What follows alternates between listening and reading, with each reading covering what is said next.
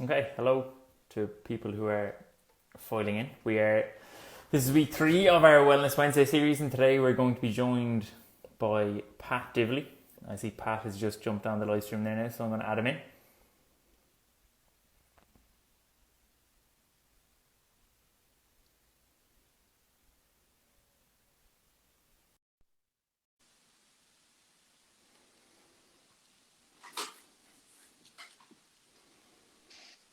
Hello, Pat, what's how up? are you? Very good. How are you doing? Good. So just before you jumped on, I just kind of explained to everyone that this is our Wellness Wednesday series, where every Wednesday we're kind of bringing someone different on, just to, I suppose, give students maybe a little impetus to kind of look after their well-being and their mental health and all that during this kind of, I suppose, this whole COVID pandemic. But also we have our exams coming up and all that. So welcome along.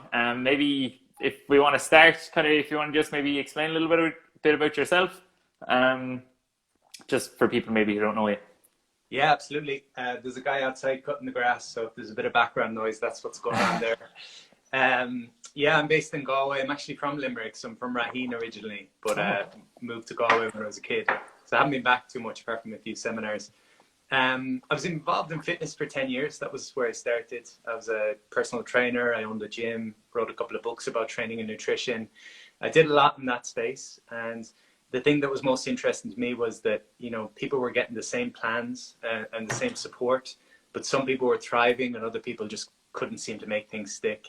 And so I became obsessed with like the mind and how we can overcome limiting beliefs and our inner critic, and started doing podcasts and talks and coaching all around, I suppose, improving the relationship we all have with ourselves, because I think that's the most important relationship we'll ever have.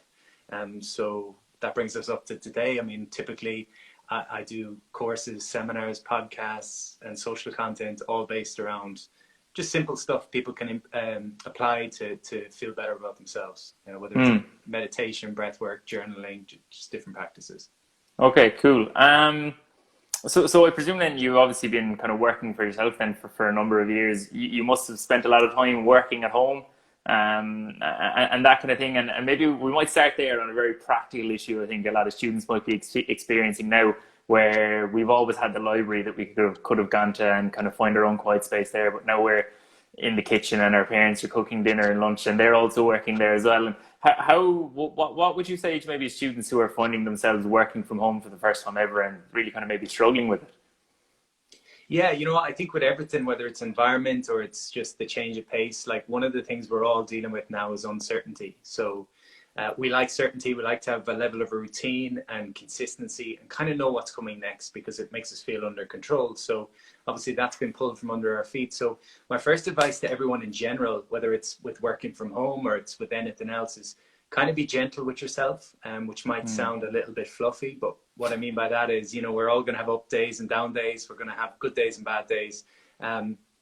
If you don't get things right straight off the bat and you haven't figured out how to work from home effectively yet, there's nothing wrong with you. There's nothing, it's just a process. All of this is a process for us, and it's uncharted territory. But from a practical standpoint, a couple of things I try to do. I suppose one thing is kind of set boundaries for myself in terms of just times that I'm going to work and I'm going to finish work, because when you're working from home or you're studying from home, it's easy to kind of be half on, half off. So I'm kind of working, but I'm kind of staring at the TV. I'm kind of working, but and that's kind of this gray zone that I talk about, where I'm always on, but I'm not fully on.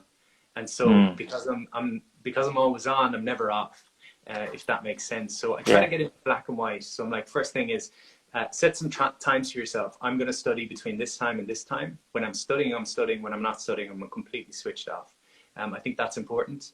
So think about your times. Second thing will be having environments where you go and just some quiet space in the house, or it might not be quiet, but find a space where you do your work. Because again, if I start working in front of in the living room, we'll say, for example, in front of the telly, it can be difficult then to disassociate from, okay, now it's time to switch off and relax, because I'm still in that same environment. So it's worth having a different space.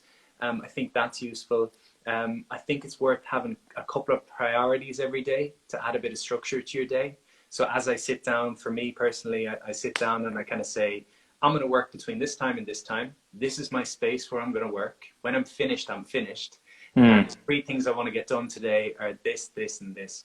Because the biggest thing I see with people in terms of productivity that they struggle with is they don't set themselves a target, I suppose. They've got the big target of I want to pass my exams or want to thrive in my exams, but you need mini targets every day in terms of like today I'm going to summarize 10 pages of this book, I'm going to write 500 words on an assignment, and I'm going to touch base with my tutor to get some feedback on my last assignment.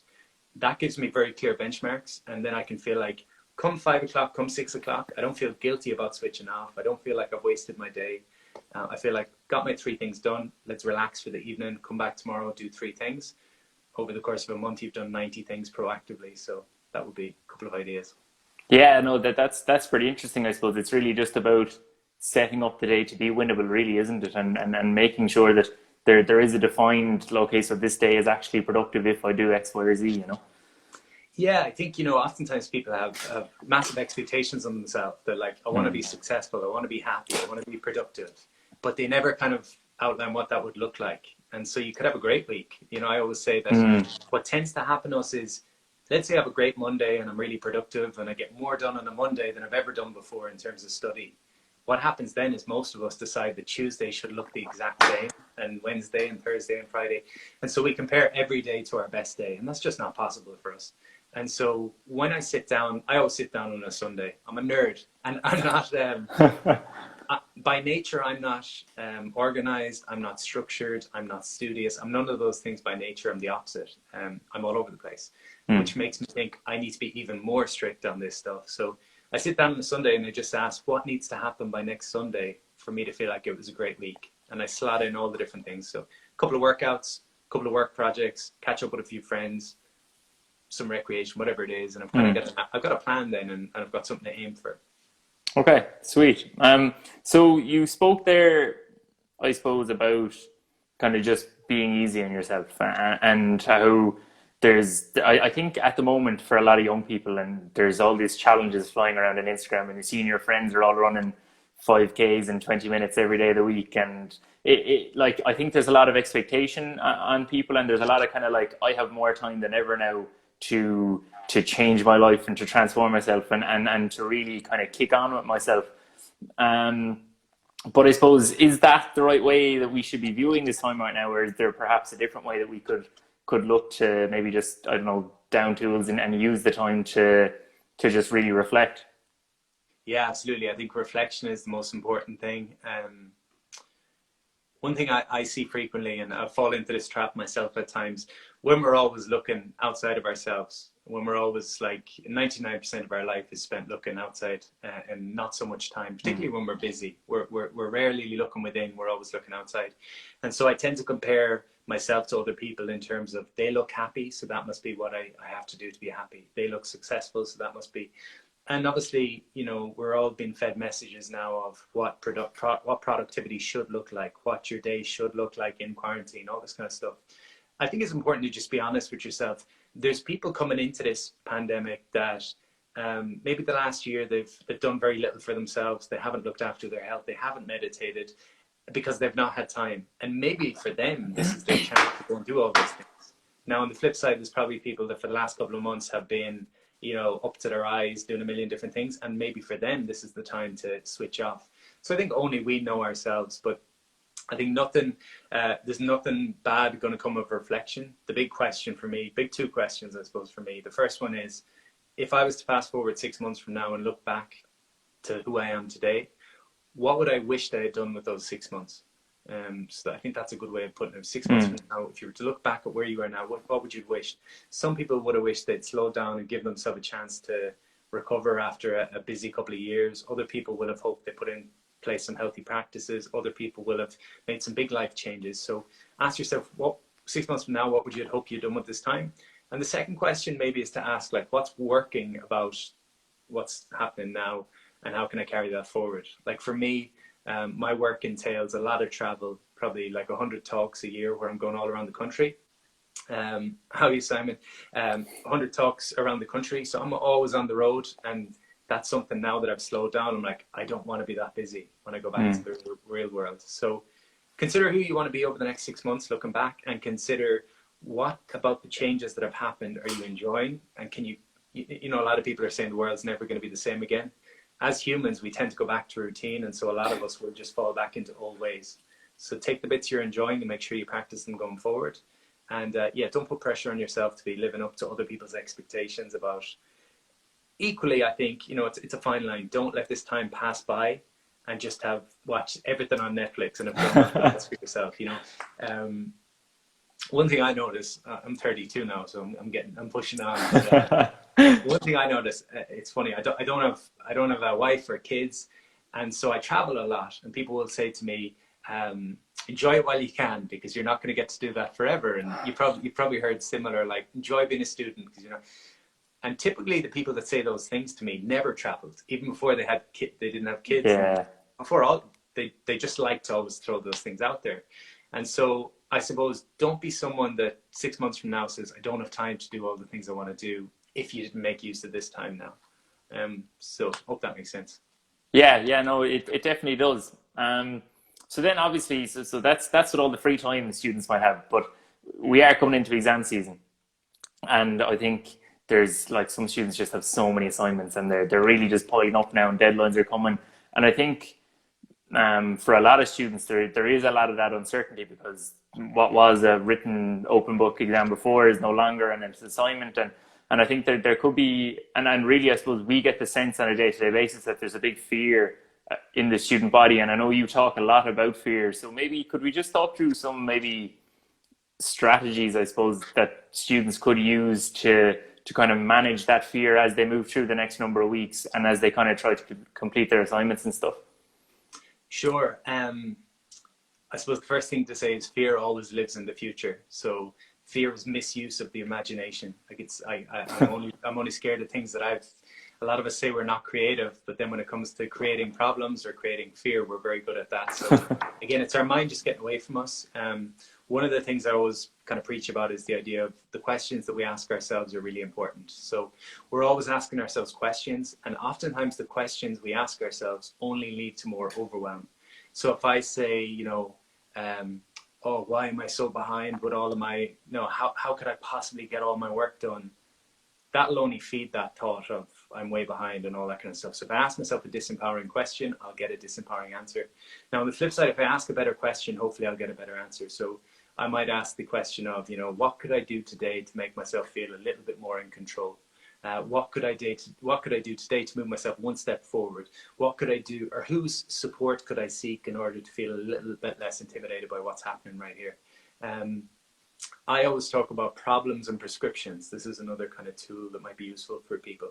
A lot of people get paralyzed by fear because a thought comes into their head about what's going to go wrong, and then they let that run away, and suddenly they're 10 steps ahead of where they were in terms of all the fears have manifested. So if I fail my exam, I'm going to have to repeat, and if I have to repeat, this is going to happen. If that happens, this is going to happen, and that's how the mind works. It just latches on to negativity.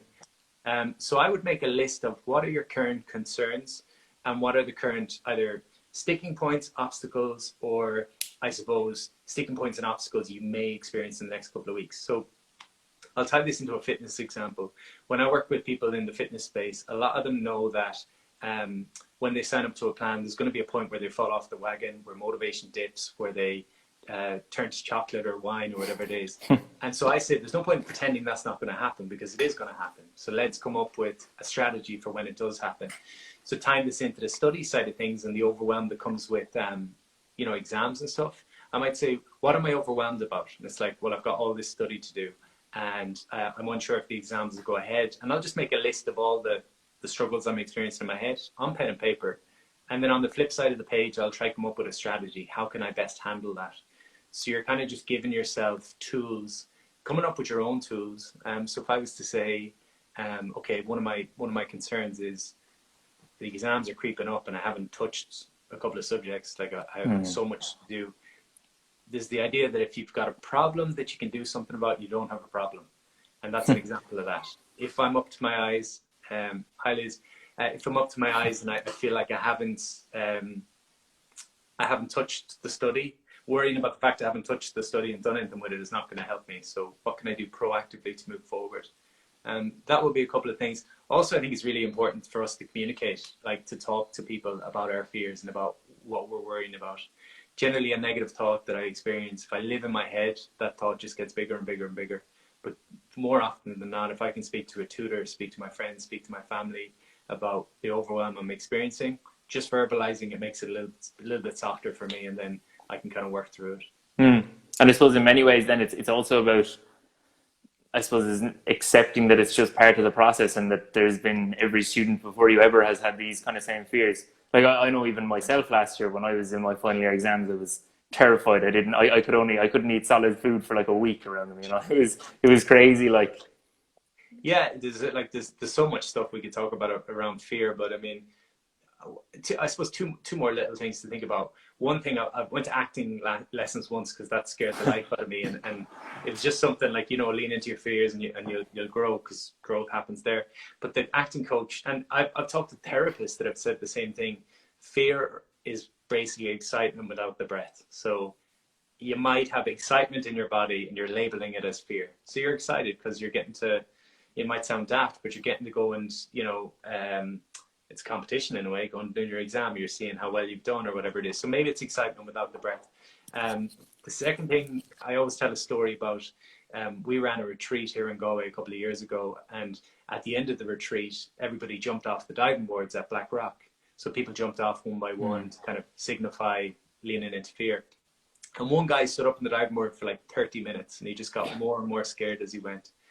And the lesson in that was, eventually he jumped. I said to him, I'll give €100 to charity if you jump in the next 10 seconds. And he jumped immediately. And so two lessons. One was, when you make it about something more than yourself, you'll tend to go a step, you go and get out of your own way. Like most people that run a marathon, they're probably intimidated by that. But most of them do it for charity. You'll see a charity. So they're doing it for something more. But the bigger lesson in it was, the longer you wait, scarier things get in life. So if you see someone you're attracted to in the UL shooting bar, and you say, I want to go and say hello to them, the longer you wait, the more ways in your head you think of how they're going to reject you. Like if you go and say hello straight away, it's fine. But if you stand there for 20 minutes thinking about it, it gets scary. So for the people that are worried, or fear feeds on time. So the longer I just live in my head, the more scared I get. The only way out of fear is action. And so the action in this incident is to go and do some study, or like I say. So the more you're acting and the more you're doing things, the less you've got time to fear. The less you're taking action, the more time you're going to fear. That might sound really simple, but that's kind of how I try to operate. Okay. So then let's maybe talk about final years, because they're about to go out into the world. But they probably don't know what 6 months down the road is for them anymore, because they may have had grand plans, I don't know, go to Canada. I know a lot of people have had J1s cancelled and all these kind of things, and there's all that sort of uncertainty. What do you say to those students who are maybe just about to get out into the world and don't really know where they're going, because it's pretty much out of their control? Yeah, I suppose one valuable or one interesting thing about everything, I don't know too many students personally. I do some jiu-jitsu with my friends that are students. I haven't seen them in a while, but what I'm seeing with the general population, a lot of people that I'm speaking to, the thing that has surprised me in a positive way is how well people have taken this whole thing. Like it's completely disrupted our lives in terms of how we really live. But most people are kind of just getting on with it, and they're saying, other people are worse off and all that kind of stuff. So I think the fact that we're all in this together does make it a bit easier. We don't have that fear of missing out, or thinking that other people are getting ahead of us, or thinking I'm at home and everyone else is having fun, whatever it might be. But the big thing I'll be telling people is just there's got to be acceptance. If I spend the next 6 months, 3 months, 12 months, whatever it is, worrying, stressing, and feeling pissed off about the way things have turned out and how it's unfair, that's a waste of time. Because look, there's things in our life we can control, and there's things we can't control. We've got to focus on the things we can control. Again, it's not easy. It's definitely, it's not nice to. Everyone's having their challenges, right? The Olympics are supposed to be this year. You've got athletes that train for 4 years, and now they can't go to the Olympics. I hear stories about students in America where high school sports or college sports are so big, and the guys are saying, I didn't realize the last time I played a game will be the last game I'd ever play. So I think recognizing that everyone's got challenges, and a lot of people have bigger challenges than we do, is part of it. I also think just, again, control the controllables. So I can't control a million different things in my life, but I can control maybe healthy habits that I put in place, how I interact and communicate with people around me, taking time for reflection, because one thing I'll tell you from my experience of coming out of college, when you come out of college, sometimes you're in a rush to become somebody and to be successful, because you feel like, oh, I've done this degree, I've done whatever it is. Now I've got to make money and I've got to, become an adult. And there's no rush. There's no rush to become an adult. Like, that's not, don't lose. I think don't lose who you were when you were. I feel like this is maybe a little bit off topic, but I feel like when we're 16, 17, we start thinking about becoming an adult. We start losing some of the playfulness and the kind of priorities of prioritizing ourselves and doing hobbies and all this kind of stuff. So I'll try to hold on to that, but it's a good time for reflection. You don't have to figure out straight away what your next move is. You don't have to run away to somewhere else and be somewhere else. There's nothing wrong with us being at home for the next couple of months, reflecting, what do I like about my life? What's not working so well? What would I do if anything was possible? Just asking ourselves all these questions. And tell you what, it could be the best 6 months people ever have if they come up with a really good game plan as to where they'd like to go in life, rather than, again, falling straight into busy. Yeah. And then wait, because you can easily wake up 10 years later. And I woke up, I'm 32 now, I woke up at 28 and I said, geez, where did my 20s go? And I was obsessed with becoming known and making money. And I let a lot of important stuff go. I wasn't taking care of myself. I wasn't doing things that I loved anymore. So I had to reassess at 28. So maybe this is people's chance to reassess before they even step into the madness of the real world. Absolutely. So yeah, I'm kind of big on experience, and I like listening to people's experiences. So obviously you've done your 20s, right? But we might have a few people on here who are only starting out from their 20s, and you kind of touched on a few things there, but I'd like to kind of go in on that a bit more. What would you say to somebody who's early 20s, has kind of, I suppose, big eyes, looking to the future, not really sure what to do, but they're really ambitious and they want to do loads? What do you say to that person right now? Oh, wow. Or what do you say to yourself at 22, or, yourself in your early 20s? What kind of advice would you have given yourself looking back now? I think accept where you are and work from there is the first thing. I'd say accept where you are. Pandemic or no pandemic, a lot of us feel like we're not where we're supposed to be. It could be anything. I should be in a relationship. I should be in better shape. I should be getting better exams or results, whatever. So a lot of us are shoulding. We're saying, I should have this, that, the other. I think the day that you say, I am where I am and I can move from here, that's a really positive day, because you're not living in regret. You're not living in guilt or shame or any of these things. You're like, I am here and that's okay. Like the person who's 20 stone overweight, if they spend the rest of their life saying, I should be in shape, that's not going to move anything. But if they say, I'm 20 stone overweight, time to take ownership of this, then they can start their journey. So I think that's important. I would say, seek out mentorship if you can. Like, find the things you want to do in life and find people that have done them and try to get around those people. Just to there's no point you spending the next 10 years trying to figure out something that someone has done already and can hopefully guide you on and support you on. So most of my 20s was spent going and learning from nutritionists and then life coaches and psychologists. And, there's a lot smarter people out there than me. And I'm sure it's the same for a lot of people listening. There's smarter people than any of us. And also, if someone spends their whole life working on something and you can go and learn from them, I think that's really important. I think consistency is the most important thing across everything. A lot of us live in our heads again about where we should be or about what we haven't done, or we're either in imagination, which is the future, or we're thinking about the past, and we don't live day to day.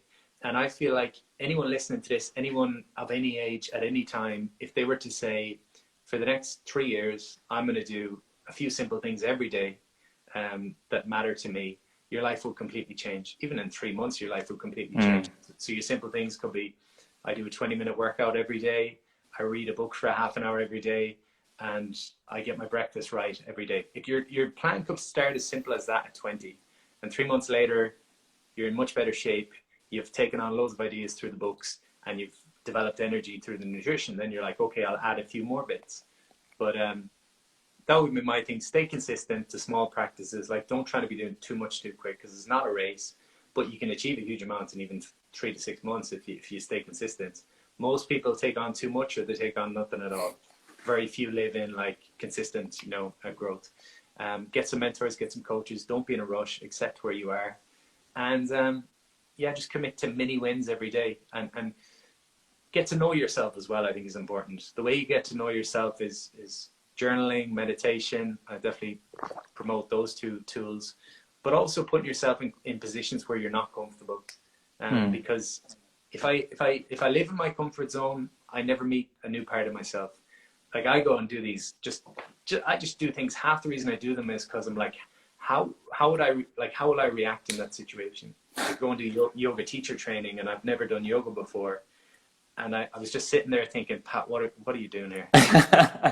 But then I get to meet parts of myself I never would have otherwise met. It's like, here's fear. Oh, here's overwhelm. Here's worry. Like, how can I react to these situations? So I don't know. The biggest thing, I suppose, is don't be in a rush. I don't know what other 20-year-olds are like, but I was so hard on myself. And so my expectations were just through the roof in terms of where I should be.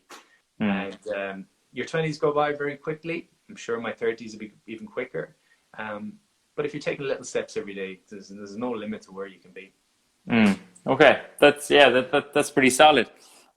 So I want to give people something maybe practical that they can kind of work with, and obviously with a lot of stress coming up. And I was going through your accounting stuff, and the box breath is something that you talk a lot about. So maybe could we talk through that? And for anyone listening, obviously this is all this content is on Pat's page as well. But maybe here we could just, if you just want to like talk us through what the box breath is and what it can kind of do for you. Sure. So the box breath is probably the simplest intro to meditation. Anyone who has meditated in the past or tried meditation, the typical things that come up are people will say when they try to meditate, their mind gets busier than ever. So they think they're doing it wrong. Or the second thing that comes up is people say, I just can't stay consistent with meditation, or I don't know how to meditate. So those are the kind of couple of things. So the box breath is a really simple way of getting your start with meditation. The way I sort of recommend people do it is to set a timer for 5 minutes in the morning or in the evening, whenever suits. And you just breathe in through your nose for 4 seconds. So when we breathe through our nose instead of our mouth, we breathe a bit deeper. And that's effectively a signal to the body and the mind that I'm relaxed. So when I take deep breaths, I'm sending a signal I'm relaxed. You look at an athlete, the only time they're breathing out their mouth and breathing into their chest is when they're panicked or they're out of breath or they're fatigued. And a lot of us mouth breathe. It's just become a kind of habitual thing because a lot of us live in a state of anxiety. We're always in the future. So if I breathe in through my nose for 4 seconds, I hold the breath for 4 seconds, I exhale for 4 seconds, and then I hold for 4 seconds. Take 16 seconds. So in for 4, hold for 4, out for 4, hold for 4. I do that for 5 minutes, and that's as simple as the box breath is. It's a way of coming into the present. It's a way of literally sending a signal physiologically that you're okay. Okay, I'm relaxed. I'm okay. I'm at peace. And it can be a nice gateway to meditation. Simon there is mentioning the Wim Hof meditation. That's another form of meditation a lot of people really like. That's useful. That would be where I would get started for people. If you were literally like 5 minutes in the morning, and it can really just make the difference. Like it's blown people away, I think. And I was running that little challenge on my page, 14 days. People can check that out, of journaling and meditation. And that was the big thing a week in. People were just saying, I'm shocked by the box breath. Like, it amazes me that something so simple can change my state so quickly. But yeah, look at the way I put a lot of this stuff is it's completely free, like to work on your breath or to work with pen and paper. There's nothing to be gained by like sharing these tools, only that they work. But they only work if you do them, of course. It's kind of like a workout. Sometimes if we see a workout on paper, we're like, oh, that looks cool. But it's only one thing there. It's when we actually do it that we see the changes. So we all fall into that thing of like, I know what I should do, but I don't do it. And it's, can I bridge the gap? Can I do the things that make a difference for me? So yeah, if people did the box breath twice a day for 5 minutes, I think that would make a good impact on their kind of general health. And I call this stuff mental fitness. And what I mean by that is when we protect our physical fitness, we have a better chance of physical health in the long term. And when we protect our mental fitness, we have a better chance of mental health in the long term. That is to say, we'll all have stresses and struggles and overwhelm at times and good days and bad days. But if I've invested in my mental fitness over time, hopefully I'll be in a better position. Okay, that's pretty cool. And I think it's a pretty cool note to end on. So Pat, maybe for those who don't follow you, where can people find you online? PatDivilly.com is my website, but I mean Instagram is probably one of my main places, and then I've got a podcast called the Pat Divilly podcast. There's 130 episodes up there. So loads of different topics, you know, from self-sabotage to productivity to dealing with overwhelm to overthinking, all that kind of stuff. So yeah, thank you for having me. It was that's pretty cool. Pat, thanks for coming along. Thank you, man. Perfect. We'll chat soon. Cheers, dude. Bye.